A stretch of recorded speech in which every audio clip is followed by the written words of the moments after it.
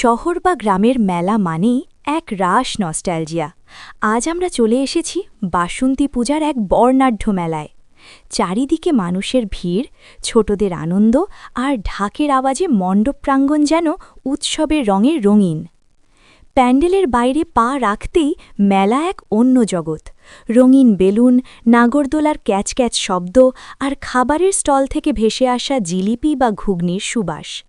ভিড় ঠেলে মণ্ডপের দিকে এগিয়ে যাওয়ার সময় দেখা যাচ্ছে সারিবদ্ধ আলোকসজ্জা, যা রাতের মেলাকে আরও মায়াবী করে তুলেছে। মেলার হৈহুল্লোর পেছনে ফেলে আমরা এবার এগোচ্ছি মূল প্যান্ডেলের দিকে। দূর থেকে মণ্ডপের কারুকাজ চোখে পড়ছে। বাঁশ, কাপড় আর থার্মোকালের সুনিপুণ কারুকার্যে তৈরি মণ্ডপটি যেন এক টুকরো শিল্প। ঢাকের আওয়াজ যত বাড়ছে, মনে ভক্তি আর উত্তেজনা ঠিক ততটাই ঘনীভূত হচ্ছে। অবশেষে আমরা এসে পৌঁছালাম মায়ের মণ্ডপে।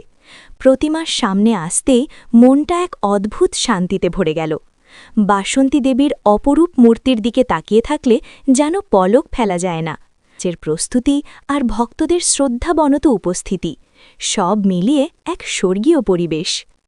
মেলার আনন্দ আর মায়ের আশীর্বাদ নিয়ে আজকের দিনটি স্মরণীয় হয়ে থাকবে। আপনাদের এলাকার বাসন্তী পূজার মেলা কেমন হয় কমেন্টে জানাতে ভুলবেন না।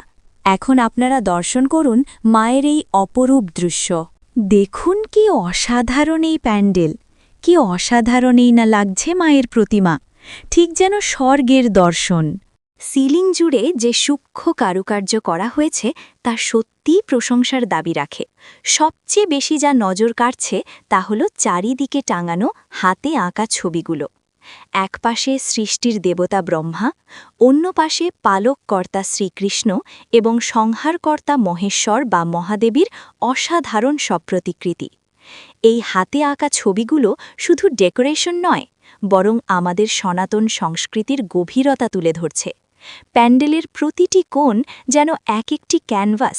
আপনাদের সকলকে প্রণাম জানাই, আর মায়ের কাছে আশা করি সবাই ভালো থাকুক।